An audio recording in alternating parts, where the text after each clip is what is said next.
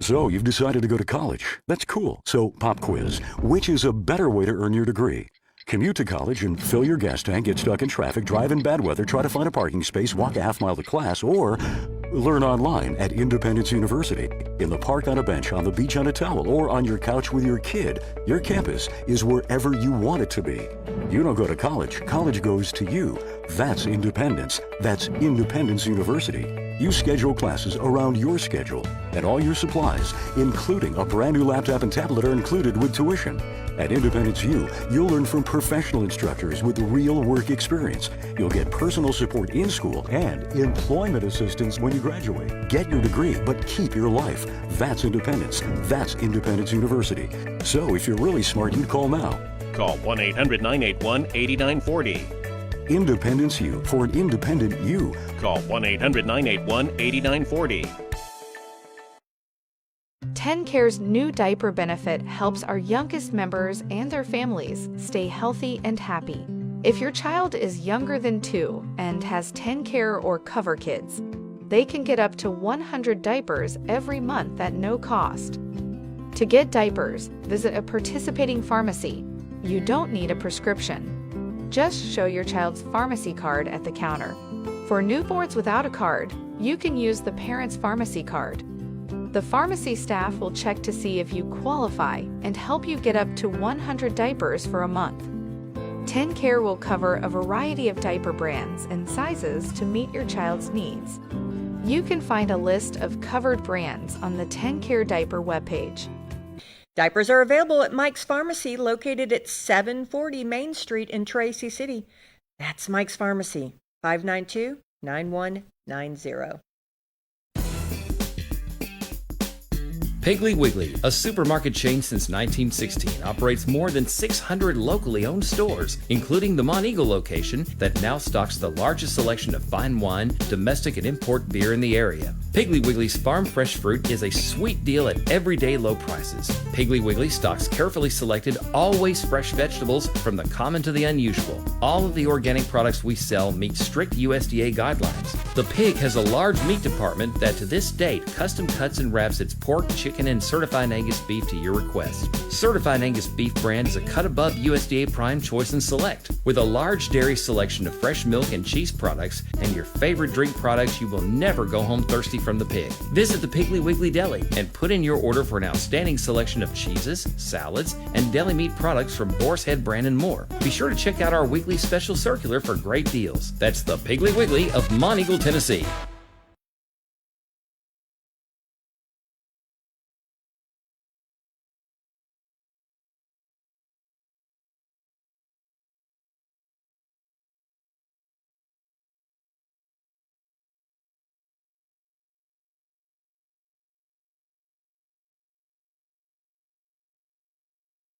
I was just gonna get some more. Okay. Hey, morning, everyone. Happy Wednesday before 4th of July. Oh, my goodness. I get to talk to a red-blooded American today. I'm sharing stories. We're continuing our election coverage. We've got Michael Scott Burnette. He is running for Marion County Sheriff. That's correct. Survivor Island, we're down to 4 candidates. That's true. So for the folks who don't know you out there, tell us a little bit about yourself and why you decided to run. Okay. I'm and I have to preface this because people have been saying lately that I'm a braggart, and I'm not, because if you knew me, you would never know my military history. Just, you wouldn't, unless pressed, you know, or you're my family member. But because of the election, I have no choice. I have to talk about it. So I'm 20 years, Army Special Forces, aka Green Beret. I've been in some form of leadership position in the Army under Special Forces since the age of 19. After that, I became a police officer in the city of Vancouver, Washington. I did that. Wow. What made you decide from high school? Did you always know that you were going to go into the military? Oh, absolutely. Yeah, it's a longer story, but honestly, I think it was a God. Ever since I was little, you can ask my parents if they were alive, that I'd always wanted to be in the military. I thought I was going to be a Marine pilot, and for really weird reasons, that didn't work out. I ended up going to Marion Military Institute in Marion, Alabama. I did that because I saw guys wearing berets. I'm like, oh, that looks cool. And I saw them rappelling out of towers and walking through swamps and everything. I'm like, oh, I really want to do that, right? But then I saw this Green Beret walk across the parade field when I was in my dorm room, and I'm like, I thought those guys were like decommissioned after Vietnam. I knew about them, and everybody's seen the movie Green Berets, right? Oh, heck yeah, with John Wayne. And so I ran out there and I asked the infamous question, "Are you a real Green Beret?" And his name was Master Sergeant LeMay. I'll never forget the guy. And he talked to me about it. And after that, it's like, I'm going to do that. So my parents were like, are you crazy? I'm like, no, I'm going to do that. So is it everything like the movies say? I mean, I hear it's brutal to become a Green Beret. It's in my we started out with, and I did it twice. So I did it as an enlisted guy, tried out as an enlisted guy, and I did it again as an officer. So I guess I'm kind of brain dead, but they make you go back through as an officer, which I would too. You got to prove yourself. Out of 500, my original class, 10. Yeah. It's pretty intense. So you got this experience, and then when you're in the military, when you get out, what do you do with that? Right? So you went into policing. Yeah. So since remember 1979 when the Shah was overthrown in Iran. Okay. Yeah. Terrorism became a big thing. Mm-hmm. Okay. And that piqued my interest even as a teenager. And so fast forward in special forces, like our main job is to develop an army to help overthrow a country's government, mm-hmm. or to help a country's government overthrow the insurgency. Mm-hmm. That's our main job. Oh, okay. We're to train other armies to do the job so our conventional units don't have to come in. That is the main job. That's why Kennedy invented us in 1953. Yeah. So another big thing was terrorism. Well, the motto of Special Forces is free the oppressed, Deo Oppresse Liber. And I firmly believed in that. I've always believed in it my whole life, right? And it's just something that's like innate in me. And so I became kind of an expert in terrorism. Back then, in the 80s and 90s, I could talk to you till the cows come home on what terrorist group is where, who's funding them, what their goals are. 99.99% of them were Muslim. And because they were being supported by Iran. So eventually I worked my way into hostage rescue. And I tried out for another group of guys that's their main focus. And I wanted to go down that route. And so fast forward, I ended up retiring. I moved to Vancouver, Washington because that was the organization that hired me first. I was actually being recruited for the FBI hostage rescue team. Wow. And so I told my wife, and she agreed, whoever hires us first, and it was Vancouver, Washington. So I went there to continue that route. Oh, and that's why I went into police. Yeah. Okay. Yeah. It could have been FBI. It could have been, yeah. But they were too slow in the process. Not that I'm like some catch or anything. It just the transition had to be quicker. Sure. And I also found out even though the HRT it's a full-time team, even though they were recruiting me, I would have to be a field agent first, then work my way into HRT. And even as a police officer, I'm not the investigative type. I'm the go there, make it safe, get the preliminary information, and turn it over to an investigator so they can do the investigation. I just don't prefer doing investigations, so that was another reason why. Yes. Yeah. So Vancouver, a whole big different environment over there. Gorgeous, absolutely gorgeous. Yeah, absolutely. What did you do? What were your highlights there in your career in Vancouver? So okay, good question. So no one's asked me that. I appreciate that. Oh, you're very welcome. I thought policing would be similar to what I did in Special Forces in the sense of, as an SF guy, you work with indigenous populations and indigenous military forces.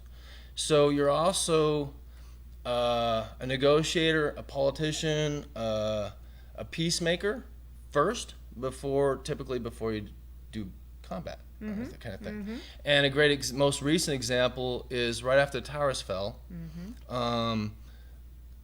One team went into Afghanistan, and that team basically won the entire war. Okay, before conventional forces came in. Wow. Yeah, and that was their job because they were there to work with the population and work with the current armies that are in there, and they were just happened to be tribal warlords. Sure. And they were able to get some rival warlords to work together because of their negotiation skills. Okay, and of course with the back of the State Department and other governmental agencies. But that's what Special Forces does. It isn't about the kicking in the doors and all the stuff that you see that's high speed on the TV. It's about the negotiation and working with the populace to build them up and get them ready to do what they need to do. We also build up infrastructure and things like that. So I was expecting more. It was different, and it was a great employment for me because I was able to use those skills. Because I was thinking like the TV show Cops. Yeah. Yeah. Right. Yeah. How often do you see a cop negotiating between neighbors on that TV show? You don't. Right. How often do you see a cop negotiating with a child because a parent is calling the police because they just can't deal on how to handle the child? Now, that's not police work, but it is community service, right? And I wasn't expecting that kind of stuff, and so it was a pleasant surprise. Now, the interview to become a police officer was really unique.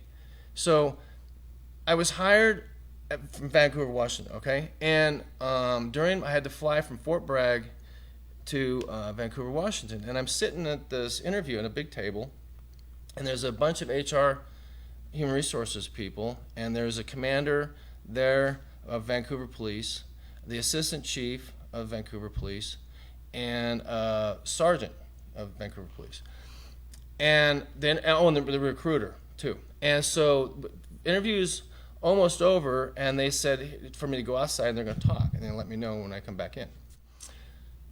Well, the recruiter comes out and they said they don't need to have you come back in. I'm like, oh wow, okay, I guess maybe HRT's next. I'm thinking that, right? He goes, the Vancouver command staff did not want to hire you. I'm like, wait a minute, I'm hired? He goes, let me finish. I said, okay. He goes, they didn't want to hire you. I'm like, why? Because of you're overtrained. You're overqualified to be a police officer. And I'm like, seriously? And he's like, yeah.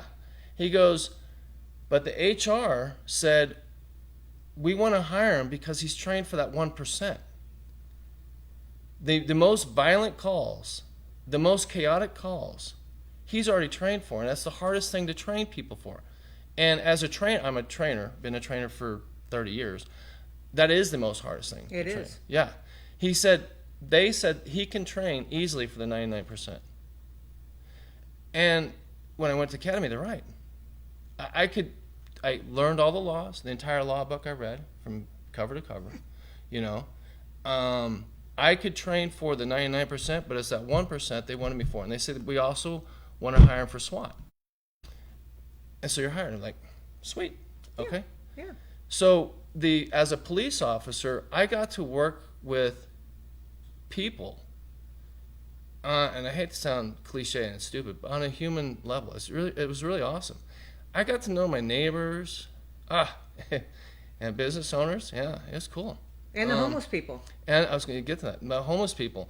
Yeah, because there's a lot of, and it's nothing against anybody, but there's a lot of guys who want to hunt them down and push them away and stuff like that. And it's like, no, you have, because they don't understand what it's like to live outside on a daily basis through 100-degree heat or below zero temperatures to survive. And I've done that. I know what that feels like, day after day, week after week, month after month. I've been gone for months in really weird environments, right? just to survive. So I know what that feels like. So I would talk to these guys. I would deliver things to them. My wife, God bless her, she's awesome.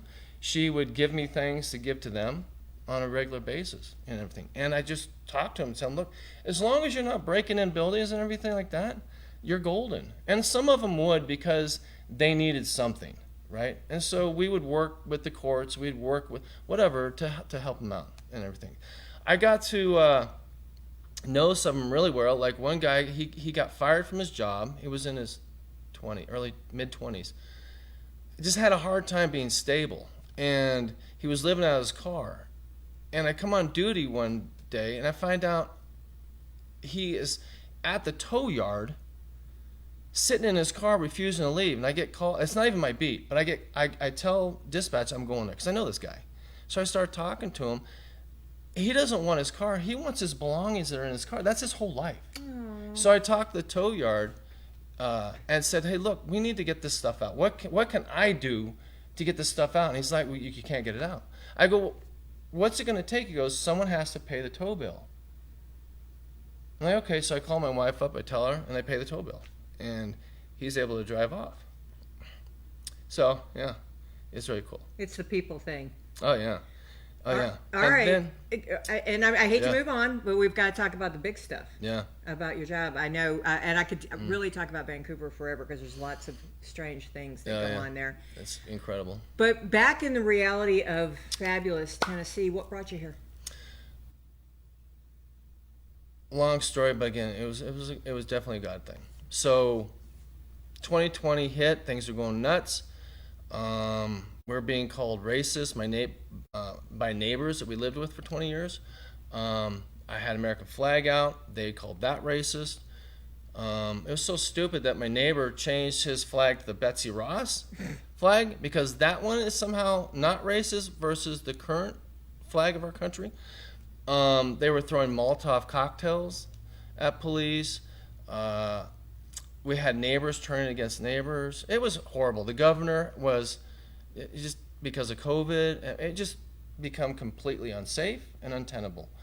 And we had homeless that was allowed to camp out on your sidewalk, and police couldn't touch them, move them along or anything.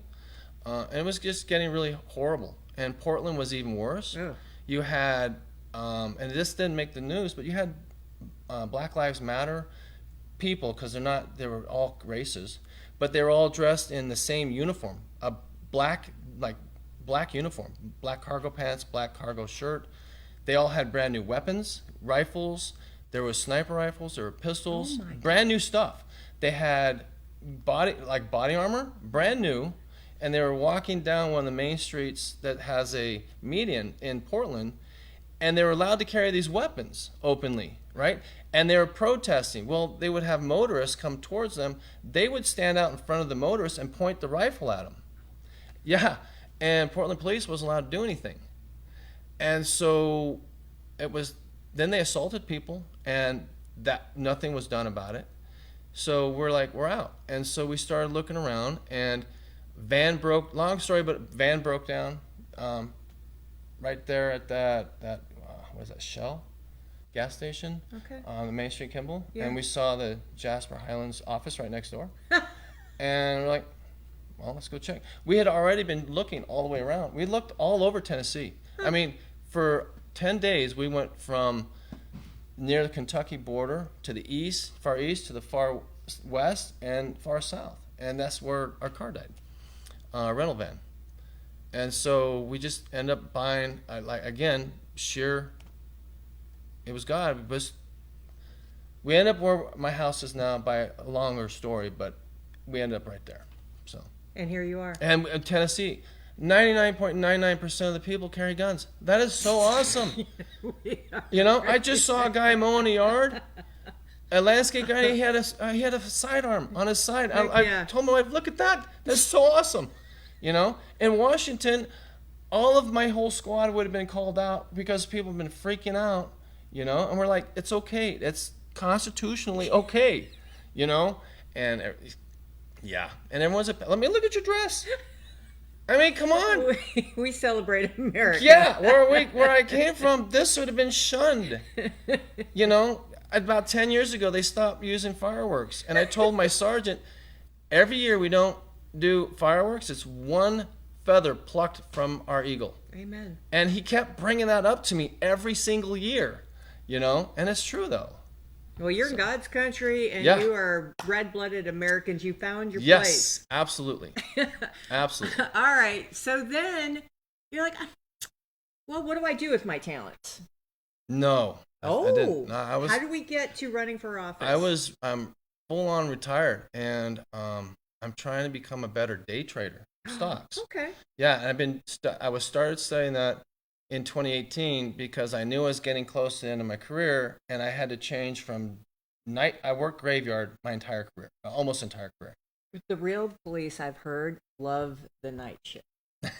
I'm not going to say that. I would say the guys who want to go out and find things. Mm-hmm. So typically, your younger guys Mm-hmm. will work graveyard, Mm-hmm. and then the guys who are more seasoned Mm-hmm. will work day shifts. So and I work grays because I wanted to use my talents of using the night Mm-hmm. and shadows to basically sneak around unseen. And oh man, the things I came across, because I could sit here and I could watch, and so I could record conversations or whatever, criminal acts. And so then when I call my partners and we capture these people, the lawyers would have everything already recorded, and they're like, there's no case here, you know? And so, like, yeah. So you're retired. Yeah, and then I switched over to day shift. Sorry. I switched over to day shift specifically to get my brain ready for normal life kind of thing. Sure. And so I started studying the market. And so I started day trading and swing trading stocks. And everything is, you know, it's like whatever. You know, it's not easy. No, it's not. Especially during the Biden years. Hopefully my wife doesn't watch this. Oh, yeah. Well, unless you're, you know, a politician, then you're doing great. But anyway, that's another story. So for years I've been, and again, this is not hitting on any individual, okay? It's cultural, it's small town, Mm-hmm, sure. And we're all in the same country. But when you go from different areas, things are different. And that's the way human nature is, okay? And so I've been asked to run for many years by different citizens of the county. And they kept saying there's a good avoid system. And I'm like, I wasn't listening to it.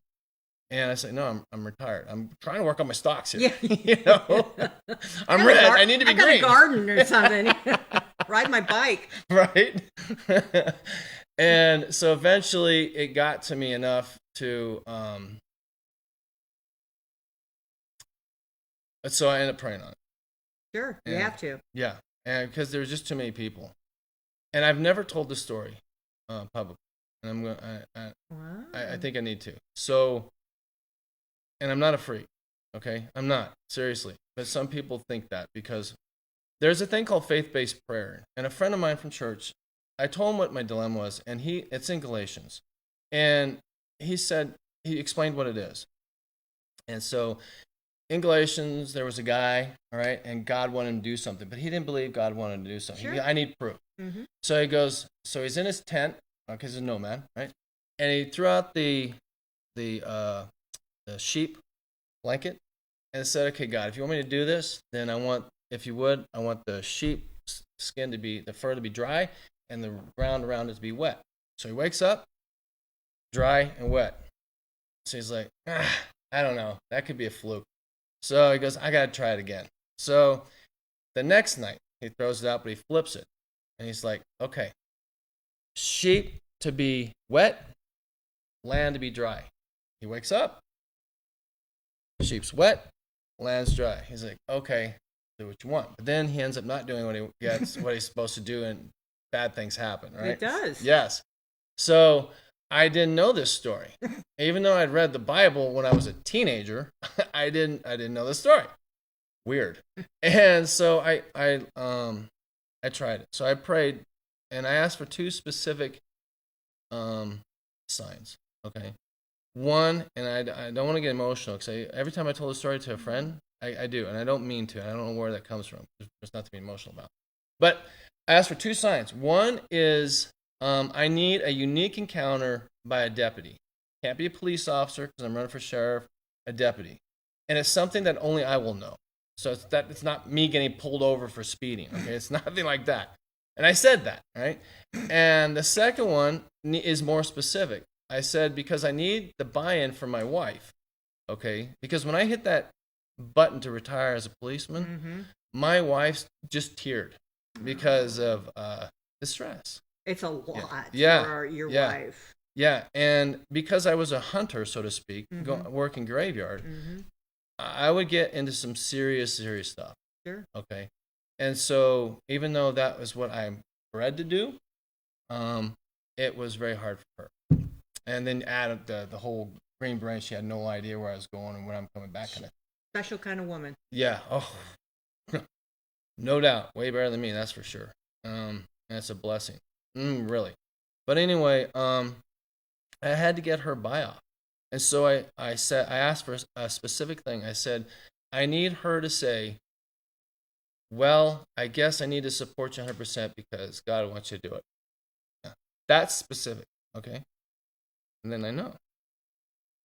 Oh, so anyway, the next day, we're driving to Chattanooga, and as we're driving down, you always see cops, around the highway. Not necessarily on the highway much, going from here to Chattanooga, hint, but you see like police transitioning from one exit to another, like one city, part of the city, next city.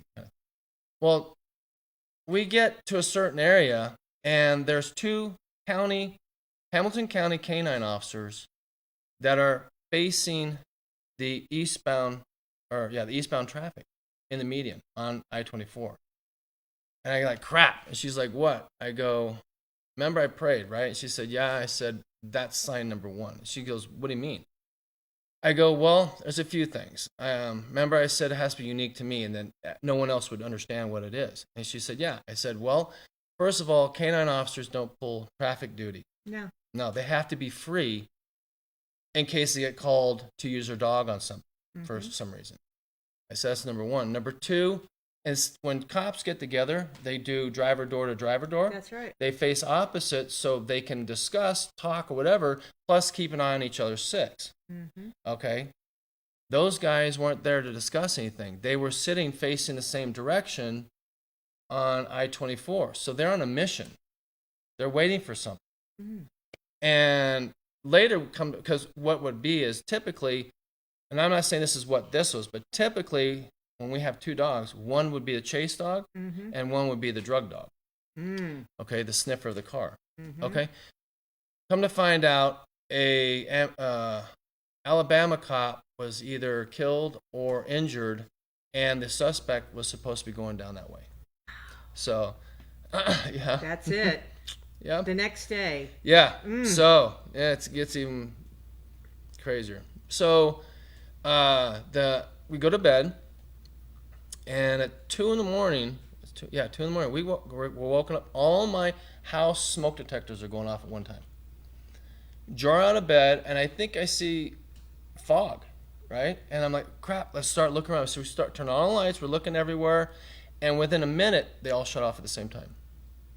Normally when she cooks, and if there's grease or something in the stove, that smoke billows, it hits one, and then it daisy chains and gets all of them, and you got to start fanning, opening all the doors and windows and fanning to make them shut off, right? Well, all of them went off at once, and all of them went on, and then all of them went off at once, all at the same time. And I'm like, that's weird. So we go back to bed, and as we're laying down, she goes, is that your sign number 2? I go, oh, no, it had nothing to do with it. She says, okay, so we go to sleep. Wake up, and after I trade, I go straight to the gym, okay, because I'm retired, okay? So as soon as I touch the handle of the door, there's a voice in my head say, go back and ask her what would she say if that was your sign. That's the voice in my head. And no, I'm not crazy, okay? That is Oh, literally- you're in the wrong group here. We believe this stuff. Okay. That was the voice in my head. So I let go of the handle, I turn around, and she's in the kitchen, and I say, hey, babes, what would you say if last night was my sign? And she goes, what, really? I go, yeah. She goes, well, I guess I have to support you 100% because God wants you to do it. Oh. Yeah. Oh, my goodness. So, I have no idea why that brings emotion to me. It always does, every single time. Because it's his path. Yeah. And that's when you know it is. Yeah. So I started looking heavy into it. And what I found is that there is, for lack of a better term, a good old boy system.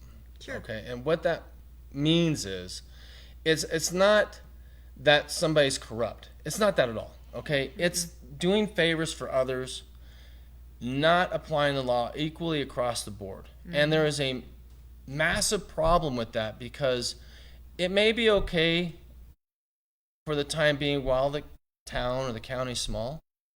My department started out as small. We started out with like 60 guys. I was the first entry-level guy to be hired in a decade. Wow. They were bringing guys who were already cops from like mostly California in.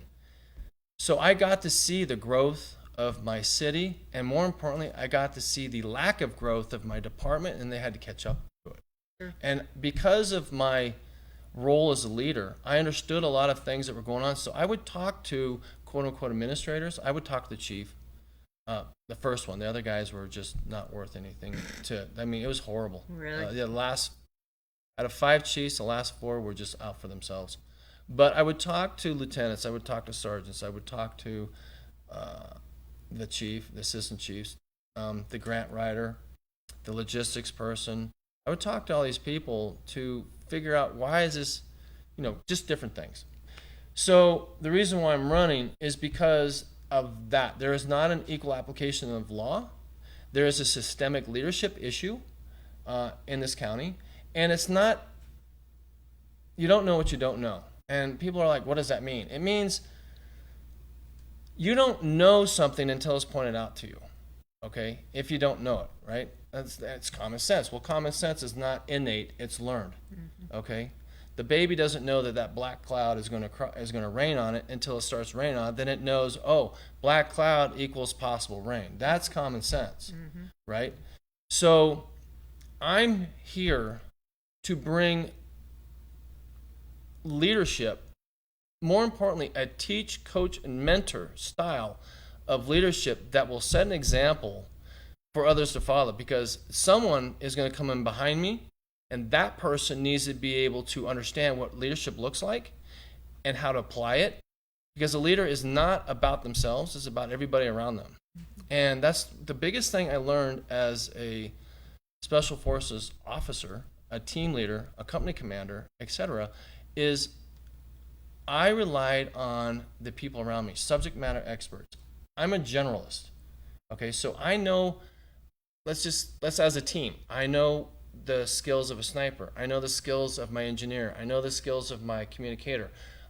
I don't know everything intimately, but when I need specific skill sets, I pull them in and I say, hey, this is what we need to accomplish. What can you offer, and what is your suggestions?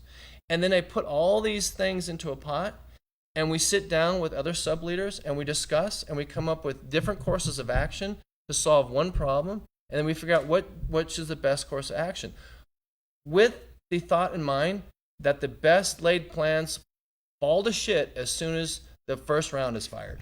As an example. Yeah. Right? So you have to be flexible to move on. Right? So I saw that this is public information. So there was a lawsuit of an individual whose rights were violated during a commissioner meeting, county commission meeting. Okay? And I saw it. And he had a right to speak. He was told to sit down. He's like being not belligerent. He's just being polite. He says, no, I need to talk about a road issue, I think it was. And they kept telling him, sit down, commissioner. And finally, she ordered the sheriff to remove him.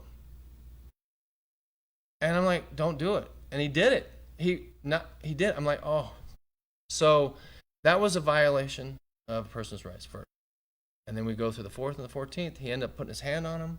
Don't do that you can't do that as a law enforcement official unless you have a right to do that, because the Supreme Court considers that a seizure. Okay, if I'm carrying a badge and I touch you and I'm telling you to do something, I better have legal right to do it. Okay, so anyway, fast forward, during the depositions, I see that the investigator asked if he knew what he was doing. He said they get the training, the yearly training. Didn't go into specifics about it, and then asked if he'd do it again. He said he would. And when you have a leader, and again, it's not about him, because I don't know him as a person, all right? So I'm not going to judge him. I'm judging an action, okay? When you have a leader that knowingly or unknowingly, well, it's knowingly after the fact, but unknowingly maybe in the beginning, who's unwilling to admit mistake, or should have known in the first place and didn't, whatever, you're setting an example for others that it's okay to do something that's not what it's meant to do as law enforcement. You know, there are 3 or 4 indictments in that sheriff's office, and again, I don't know the people at all that they're against, and I'm not blaming anybody for anything, but when you have a leader that is not setting an example, it's very easy for your followers to fall, okay? And there's a saying in the military, and that saying is, the command, the body that you're commanding, takes on the personality of the commander, okay? And I've seen that. It's very true. And I've also seen how leadership can get tainted because of followership. Like when I became a commander of a non-special forces unit, but still in special operations, and I was in charge of younger, because special forces are like upper 20s to 40. That's your typical age range. So senior people. A little bit more mature. Yeah. So I had less mature, age-wise and mentally-wise people at first. They wanted to shine my boots. Okay? And I'm like, what? No. I can take care of my own boots, but I appreciate it. But I can see where you could fall. If you step over that line, you run into the take advantage and abuse area. And that's evil. There's nothing good about that. And it's very easy to step that way. So I'm running because of that. Okay, I'm running because the county's going to get bigger. People that are coming here, and we can go on the outsider thing if you want. I'm 100% outsider, and that's what's needed. Okay? You're getting people that are coming here, they know their rights. All right? They've lived in areas. Most of the people that came here after 2020 are coming from blue states. Mm-hmm. They are literally like us. They're political refugees, right? They know their rights. They know when law enforcement is overstepping their bounds, and they will sue. Okay? And there's a systemic problem with that. One lawsuit's already happened in the county, and yes, it doesn't come from taxpayers directly. It came from insurance. Mm. But who's paying the premiums? Now, if you start getting multiple lawsuits, that insurance company may drop you, and you have to find somebody else, and now have higher rates. Mm-hmm. And that affects the taxpayers. Mm-hmm. Okay? But let's bring it down to the situation it occurred in. The one thing I was taught as when I first became a police officer is every action you do is a direct reflection on your family and what can happen to them. Every bullet you shoot has a lawyer attached to it. Okay? And that hit really home, because before, even though we were surgical shooters and very discreet on our discerning on who we shoot at, how we shoot, who's beyond our, and all that safety stuff, even though it's in combat, we're still very cognizant of every round leaving, okay, as a special forces guy, or as a hostage rescue guy, I should say. To hear that if I accidentally hurt someone else, or if I put hands on somebody that I didn't have right, and I didn't understand I didn't have right to, that my wife and children can suffer for my actions, ooh, That hit hard. That hit hard. So that is where we're going right now. This is just one lawsuit as a shot across the bow. So the leadership issue needs to be addressed more than anything else in this county. People will talk about for them it's important, the drug issue, the crime issue. Everyone has their. I've been around all over the United States because of the military, and everyone has the same issues. Mm-hmm.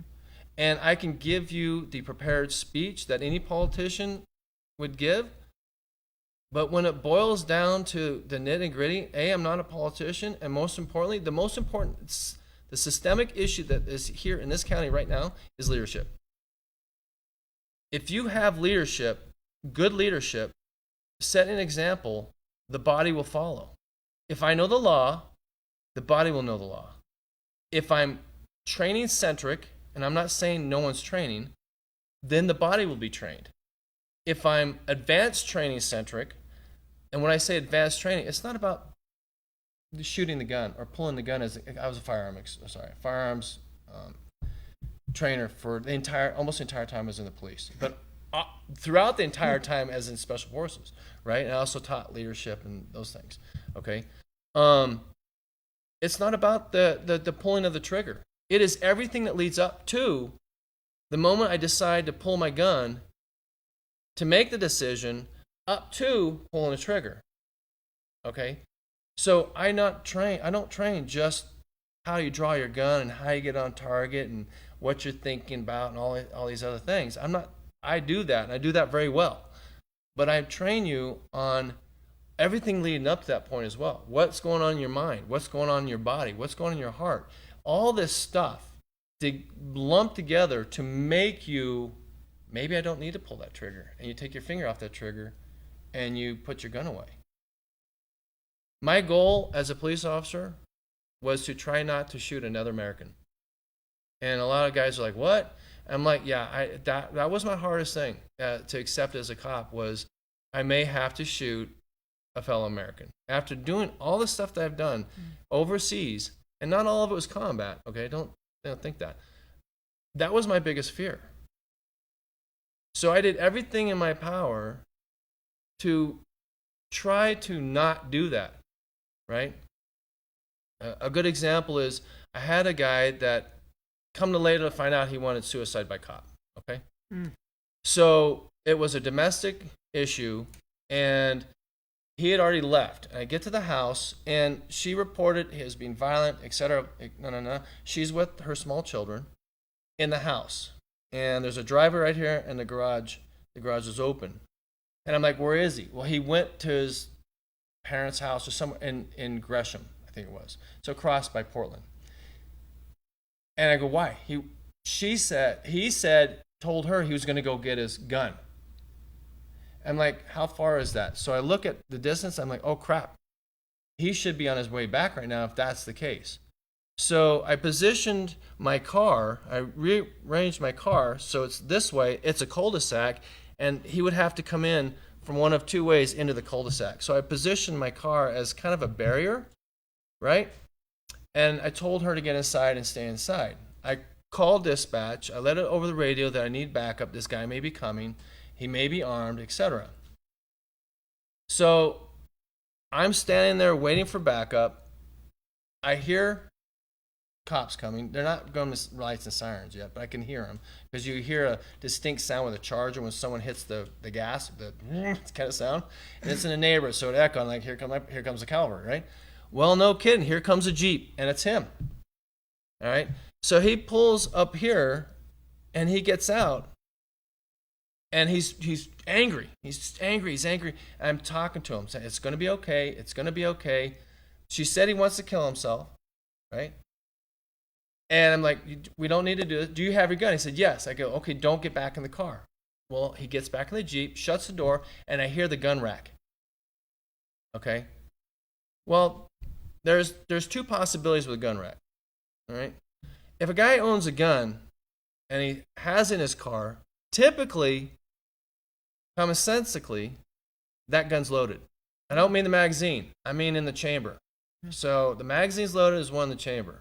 All right? So there's no reason to rack that gun. Right. All right. The second reason why he'd rack that gun, well, first reason was to actually load it. Okay, so maybe it wasn't one in the chamber. The second one is to give the psychological effect of, I'm going to do this. I'm not really going to do it, but I'm going to do it. Okay, to give that shock factor. It's kind of like someone breaks your home, you rack that shotgun. That makes people think because they hear that. All right, it's a psychological effect, right? We all have shotguns, by the way. Yeah, love it. Anyway, so I'm like, all right, I have a line. All right, that line is if he passes my car and steps onto that driveway, I'm going to have no choice but to shoot him. Okay, so I tell him put the gun down. Just leave it there. I'm trying to talk to him. He's like, he's really upset. He starts pacing back and forth towards my car, away from the car. Well, my gun is now drawn. Okay, and I'm just sitting there waiting for him. And I'm talking to him. I said, just put it away, put it away, put it away. We don't need to do this, okay? Do not point that gun at anybody. Do not lift that gun up past your waist, all right? If you do, I'm going to have to shoot you, right? Blah, blah, blah. So anyways, fast forward. He's still pacing. He's not going to do it. He's not going to put the gun away. He starts walking towards me. Well, I'm ready to go. Now, I know what my skills are, okay? I know what I can do, and I know what my limitations are, all right? So I can give him this time, right? And I can snap if I need to, right? He walks right to, even with my car, I'm ready to go force out. His gun is down, but he's facing perpendicular to me. He not only stops just before stepping on that driveway, which was my line, he turns opposite of me, keeps his gun down, and walks back to the Jeep and says, fuck it, and throws his gun into his car. Gives up, right? Yeah. But I was confident that was more likely going to not be the outcome. And I end up cuffing him and taking him. And en route to the hospital, he thanked me for not shooting because he thought he wanted to die, and he realized he didn't. So my point of the story is, because of my background, because I know demeanor, because I know what it looks like when someone wants to actually kill someone and actually does, I'm able to teach different things and bring in different teaching scenarios to teach the cop, look, we need to look at this as well. It's not just the fact that someone's carrying a gun. Okay, it's everything else. It's the whole picture. You pull yourself out and see the whole picture. And so we teach that. And that's where I'm going. That's the skills that I can bring here as a leader. If I know these things, then I know who to contractually hire to train my cops in more advanced training. It's not just about as gunpoint, or it's not just about the defensive tactics or knife fighting or negotiation skills. It's about everything. It's the whole picture. And like I said, I didn't say, but during the interview, one of the best things they liked about it is they asked me, what do I think about police officers? And I said, honestly, a cop is a leader in and of themselves. And they're like, what do you mean? I go, look, you already know what kind of leader I am, what I've done, because at that moment, it's just been nothing but a Green Beret, right? And a commander. I said, look at what a police officer has to do. He operates on his own. Okay, that's what we do. He has to communicate effectively with his target audience, the people he's talking to, the person or more people. Right? That's what we do in Special Forces. He has to be able to win over their affection, so to speak, okay, to get them to do something they may not want to do in a peaceful manner. That's exactly what we do in Special Forces in foreign countries. And then he needs to be able to act with higher level of force than that's presented to him, so that way he can quell the situation quickly, peacefully, and hopefully without hurting anybody or himself. That is what a leader does. The leader has to do the exact same kind of things. Okay? A leader may have to discipline a person, but he wants to make sure it's a stair-step discipline process. You're not going to go for the throat because somebody made this mistake. You're going to be reasonable about your decision. You're going to be reasonable about your judgment. You're going to be reasonable about your discipline. Okay? And if they keep going, then, it is what it is. Right. So that's why a police officer is a leader in and of their own rights. And that's what I believe in. So Wow. that's the things. Those are the reasons why I'm running. It's not as simple. It's not. No. No, and I'll let you go with it. I know we're probably over at 20 minutes and someone's going to yell at me, but that's okay because I was fascinated by those stories. And Thank I you. appreciate that. I appreciate. I'm sorry. I'm sorry. That's okay. I mean, I think it's important that we get out the most important. Thank you. And I would love down after the elections, however it turns out, for you to come back and visit and talk about. We do have a Muslim issue, and we do have issues facing our country that we're going to have to be aware of. Absolutely. So thank you for your service, and thank you for everything that you've done and possibly going to be doing. Thank you. The last of the last. Tell the audience why they should. Leadership. I'm here to remove the teeth. There's 3 systems of governance or bodies. There's the judicial, executive, and the Legislative. Thank you, legislative. Had a brain fart there. There is a combination of that. It's been morphed into this. It needs to be separated. I'm the person who's going to separate that. The sheriff's department, I'm saying there's nothing wrong with the sheriff's department. I'm going to set the example for those to follow. I'm going to reorient the sheriff's department in a way that everyone would be happy with the department because the leadership there is showing the example. That's why. If you don't believe a system is there, then don't vote for me. Absolutely. There's no reason to. If you believe that the system exists, then vote for me. Where can they find out more? I have a Facebook page. I don't know a lot about Facebook. My wife made it. It's Michael Scott Burnette for Marion County Sheriff. And on there is a phone number and an email address. Please send me questions. I'm happy to answer any and all that I can. Early voting, when does it start? The 16th of July. It goes from the 16th to the 31st. And where do you vote at? Well, it's right there. The Lacey Building, I think it's called, right by the old high school. Yeah. Or the old elementary. Elementary school, yeah, in Jasper. Okay. And there's all kinds of different places after that. I know it's different because we're on the mountain here. So he's Marion County, just FYI. Monteagle is in 3 counties. Yeah, and it's crazy. It is super crazy. And we're always the redheaded stepchild. So Yeah, anything that you can do to assist that. But we have to go down for early voting to Jasper, which is kind of hard for it. And that's not hard. I mean, it's our duty. But election's always interesting in Monteagle and Marion County. So. I can't imagine 3. I heard that just the other. I'm like, wow, 3 counties. It's God's country, baby. Yeah, absolutely, absolutely. All right, and Michael Scott. That we do 2 names here. I'm Iva Michelle, Michael Scott. So you fit in just fine. Southern names, we do 2 or 3 or 5.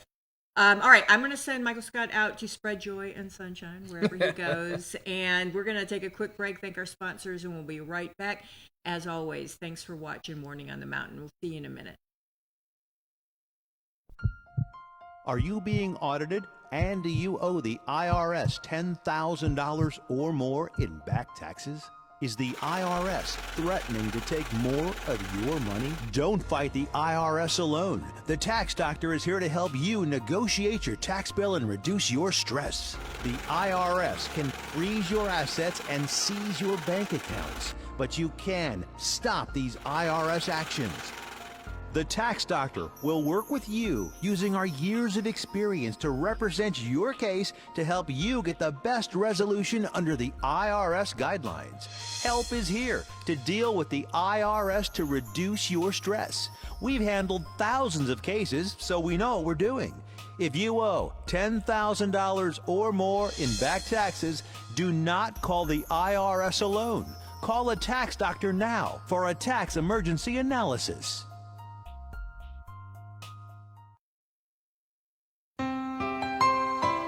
Hello, I'm Dr. Mircea Basaraba.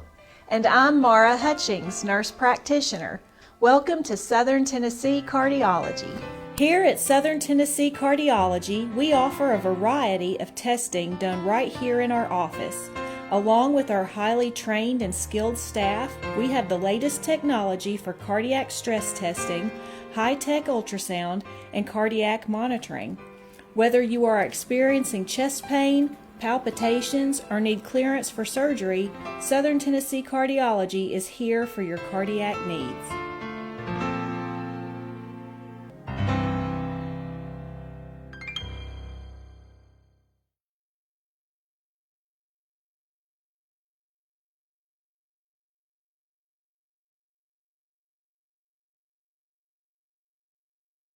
Tracy Clinic, located at 740 Main Street in Tracy City, specializes in family medicine.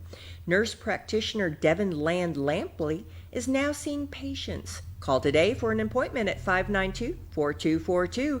Open 9 a.m. to 4 p.m. Monday through Thursday. That's the Tracy Clinic. 592-4242.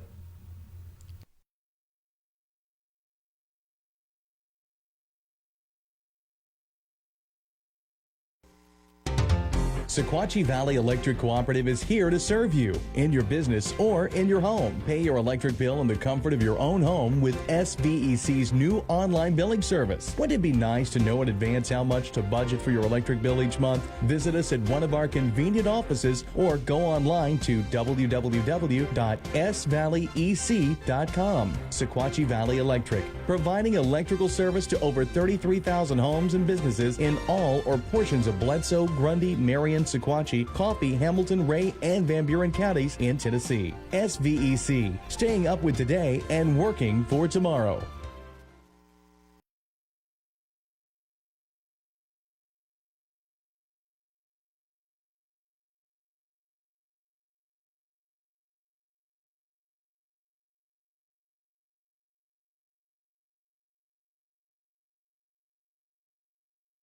You can tour a cool cave, listen to live music underground, or just camp under the stars. It is homegrown fun deep in the Tennessee hills.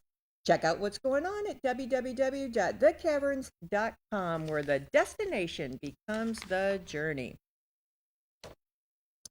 Our Montego Clinic is located at 16 First Street in Montego. Call 931-924-4869 today to schedule an appointment with Dr. Eric Shull, where he serves our community with chiropractic care for all ages, including spinal decompression, dry needling, infrared therapy, and red light therapy. Most commercial insurance is accepted. Step back in time at Trekside Restaurant, located at 327 Railroad Avenue in Tracy City. Open 7 days a week for breakfast, lunch, and dinner, Sunday family-style lunch, and a deck overlooking the creek. From burgers to pizza, there is something for everyone. Call 931-333-1004 today. Are we back? I just could not. I was just utterly fascinated by that fella. I mean, you know me, I'm a military.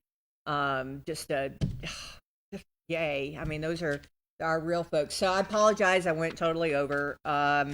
I wasn't going to stop him. I was listening to the story, so don't yell at me for I gave him more time than others because I was fascinating. So I apologize. Everything's in the Grundy County Herald this week in my column as far as what's going on. We talked about it ad nauseum yesterday.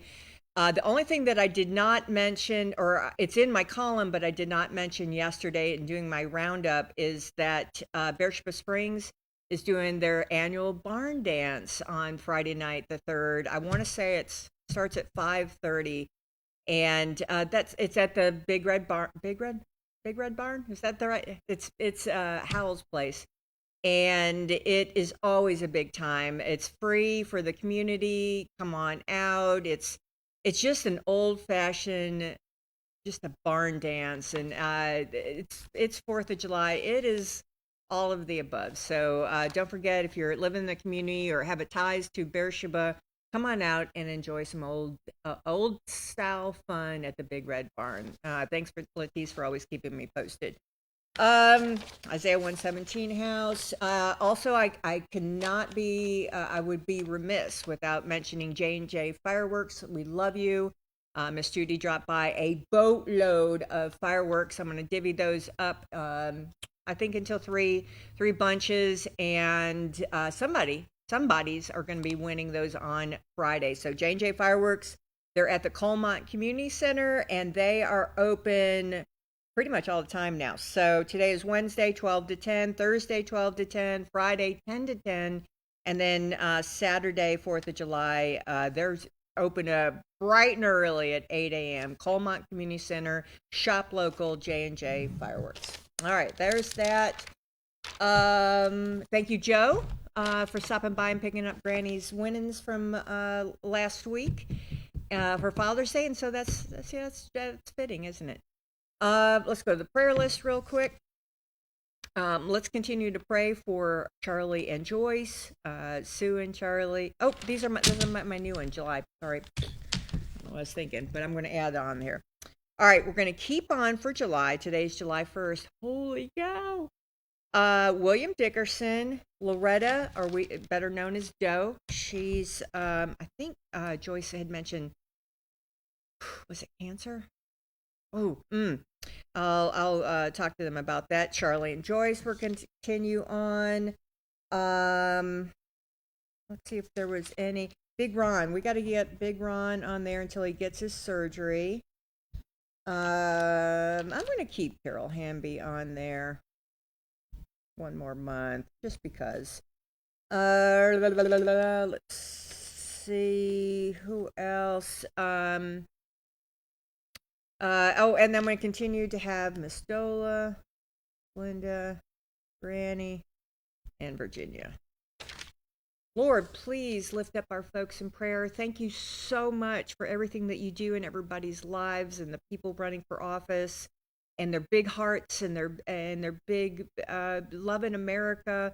Thank you so, so much. If you don't mind, wrap your arms around the folks on our prayer list. You know the journey. You know the journey that we're on, and it's just we need a little bit of light, a little bit of love. And we're just so thankful for everything that you do in our lives, especially your sacrifice of our only begotten Son. In Jesus' name we pray. Amen. All right, we've got our housekeeping out of the way. I'm going to keep on doing the phones until you guys quit calling. Stephen, do you have anything after? Okay, all right. So I feel a little crying. We're going to take phone calls until we stop. Morning. Hey, good morning. Hey, what are you doing? I'm out here on the balcony watching dolphins. It's hot. I know, yeah. It's hot. All right, I've got you down. Anything I need to know today, Diane? No, I reckon everything's good. I love it. No one's sick. We've gotten rid of all that, right? Because there's no time for that. That's right. Okay. No sick. No one's done. All right, I've got you down, girl. All righty. Have a good one. See you. Bye. Morning. Good morning. Hey, what you doing? Did everything end up well? Did everything end up well? Well, I don't know yet. We haven't got the results back yet. Oh my gosh, you're killing me. Killing me. All right, anything I need to know today? I had a candidate for Marion County Sheriff on. He was pretty darn cool. Oh. Yeah, I learned a lot. And my sister, she had her surgeries and everything went good. Everything went good. So she's good. Now she's on recovery. Do you want her on the prayer list? Yeah, just for a little while. A little while? All right. Yeah, Brenda doesn't need more than that. Right. Surgery. We got so busy yesterday, we forgot to call. You know, Frida, it happens. We're in the thick of it, so I do understand. Like 9:30, and then we started this morning, and I'm like, oh, got the call this morning. Thank you. Somebody, I know Junior wants those fireworks. I know, and he's still working. Is he still working? All right. If I'm going to take phone calls until they stop, so if he calls in, I'll keep his number here. Well, here I'm going to just let you say hello. Okay, gotcha. Hey, I get it. Yeah, he's fooling with a tractor right now. So when the boys come in, and I'm babysitting the granddogs this weekend. Yeah. Yeah, the boys are up north, and Taylor's really pregnant. Oh my! So she's going to go lay in a lake somewhere and cool off. Yeah, right. Oh me! I should get her a horse trough and just put her, have. Yeah, that'd be pretty good. I've done that before as a kid. Oh, yeah. We used to sled in one. Oh, that's a great idea. Yeah, go sledding in one of those black Yep. trough. Yep. We used to have the big silver ones that we would water with. Oh, yeah. And as a kid, I just would jump in. Yeah. Oh, me. Yeah, we've been feeding and cattle and calves this morning, so. Oh my goodness. Hey, sweet corn. I'm a big fan of the what is the name of that farm down at Bell's Cove? They have the best sweet corn. It's all in, and they're selling it. Oh. Yeah, it's right. You turn right at the Bell's Cove, and you go around. I forgot what the address is, but or the name of the farm for that matter. Tanya Garner. It's her farm. Oh. Speaking of millet. I don't know if you've ever eaten any or not, but that ambrosia. Yeah. Mm-hmm. That's good. It's good, sweet corn. And there's another one that's really awesome, more than that one, but. Oh, Grandma loved ambrosia.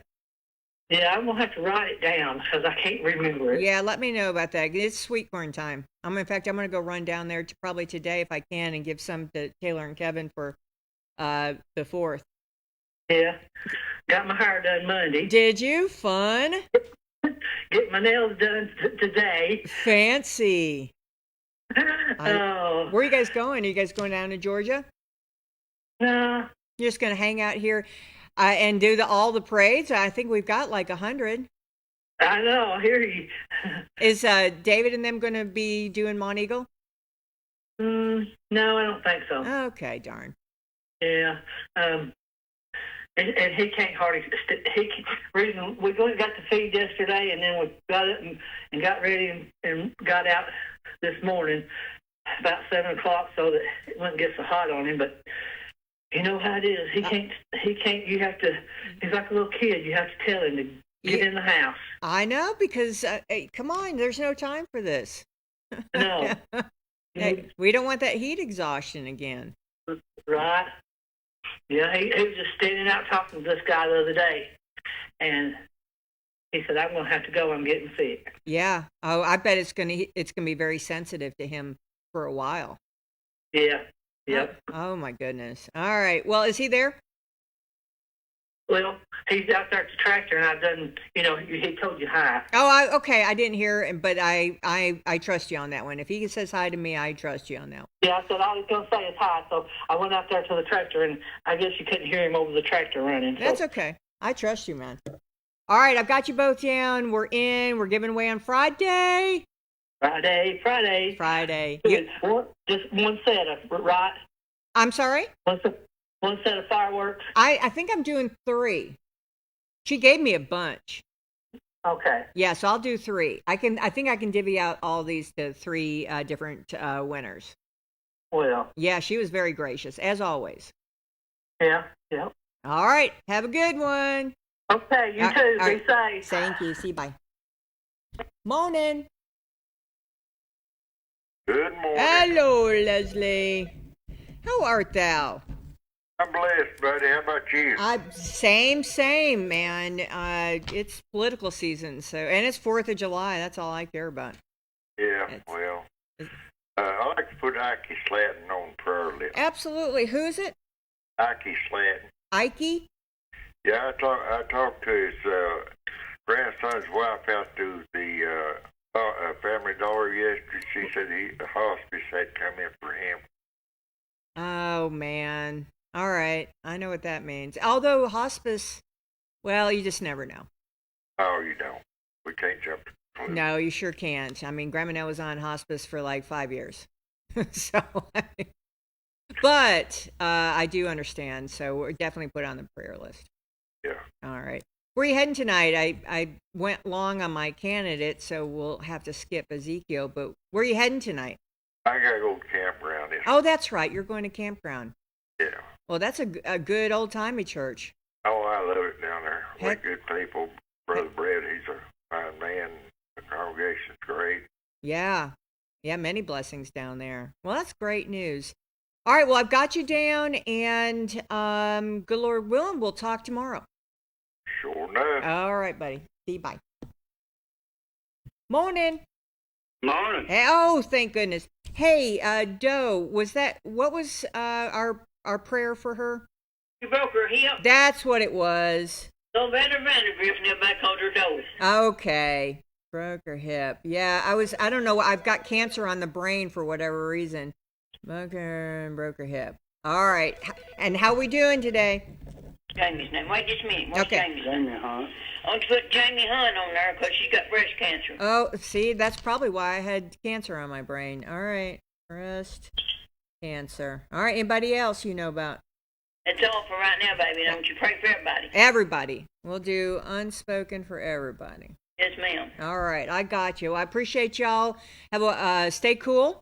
We're going to try to. You have a good day, baby. And hopefully we'll talk tomorrow. It's so good to hear from you. Okay, bye. All right. See you. Bye. Morning. Good morning, Sunshine. Hey. Register me. Yes, ma'am. I got you down. Anything I need to know? Oh, well, I know you're in a hurry, so. Oh, we can talk to. Well, let's see if we have someone tomorrow. I'm telling you, between now and I forgot my birthdays. That's what it was. Between now and July 17th, everybody wants to be on and talk about elections. Yeah, I understand All that. right. So let's see. What's tomorrow? Tomorrow's Thursday. No, we're good tomorrow. So for right now, it's just us. So we can, if there's a story to tell, we can talk tomorrow. Yes, ma'am. You have a blessed day. All right, Barbara. Thank you. Morning. Hey. Hey, Janie. What's up? I got birthdays. Let me find my book. You know what? I'm going to have to write these down because I don't know what I just did with my book. All right, go ahead.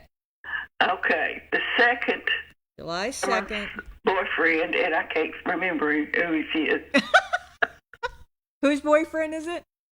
Cameron. My granddaughter.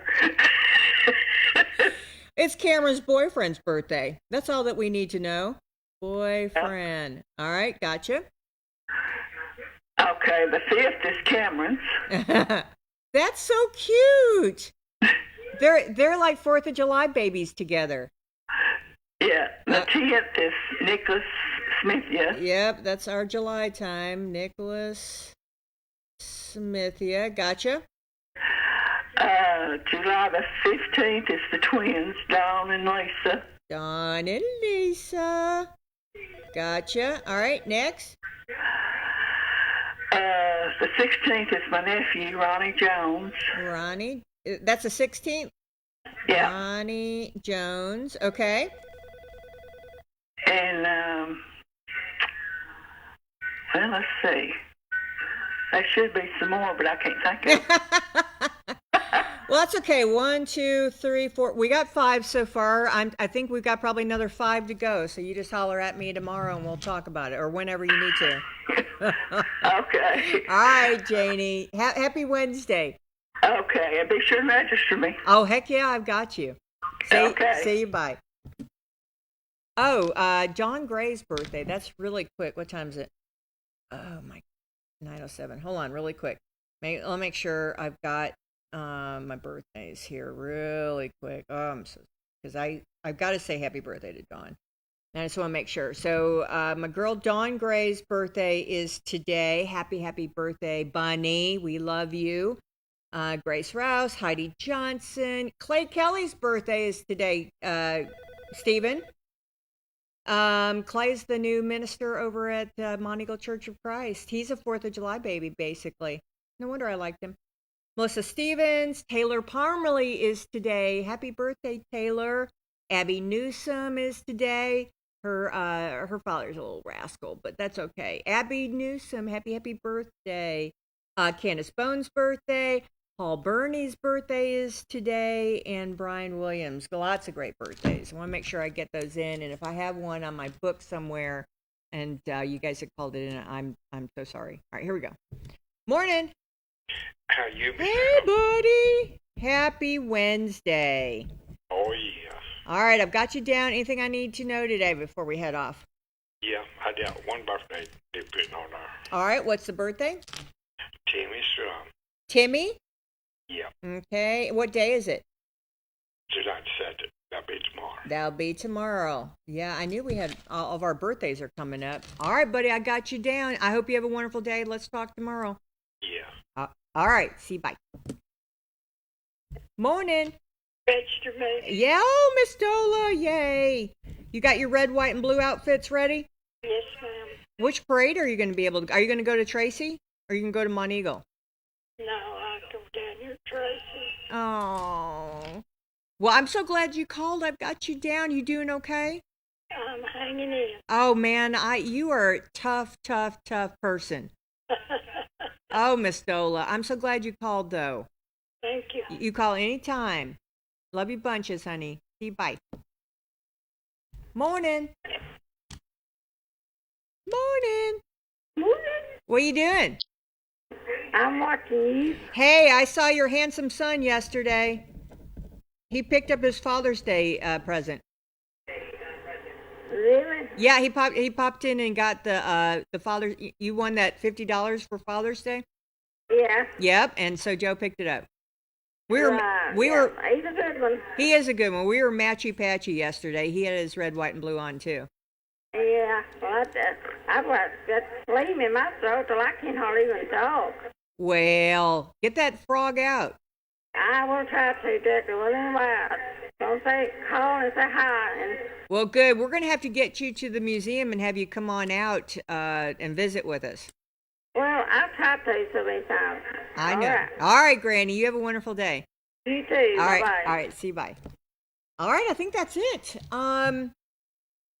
Like I said, I know today was a little, just a little skewed, and elections are so important that I try to give grace as much as I can. So tomorrow we don't have anyone. I think got one more. I think we have someone on Friday. Let me see. Let me just make sure. Let's see, calendar. Let's go over here. So first, second, third.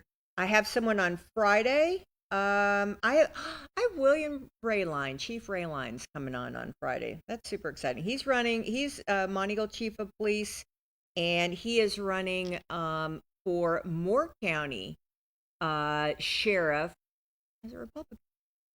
Yeah. Morning. Hey, I forgot to. Oh, of course you did. And one of them would kill me, and that's Caden Gibbs. Oh, Caden would lose his mind. I've been seeing him baling hay. Yeah. When's Caden's birthday? The 7th. Oh, goodness. 7th, gotcha. And who's the other one? The other one is his granny, Janie Lane. Thank you. That's what we were missing. And that's Janie. It's the 23rd. That's the 23rd. She's with 2 N's, right? Yeah, she's got 2 N's. Okay, gotcha. And that's the July the 23rd? Yeah. I can't believe we forgot her. No way. and Caden. I forgot him. I know. He is so precious. He's going to be like 10 feet tall, I'm telling you. Yeah, he's a big kid. But he's a doer. Kelly's raising him to be a doer, and I love that. No slack there. No slack. All right, girlfriend. Thanks for calling back and remembering those. Okay. All right, Janie. See you. Bye. Yeah, no slack. Tough. All right, that is it. I'm going to go out there and spread joy and sunshine wherever I can. Hope you do too. Happy almost 4th of July. And as always, thanks for watching Morning on the Mountain. I'll see you tomorrow.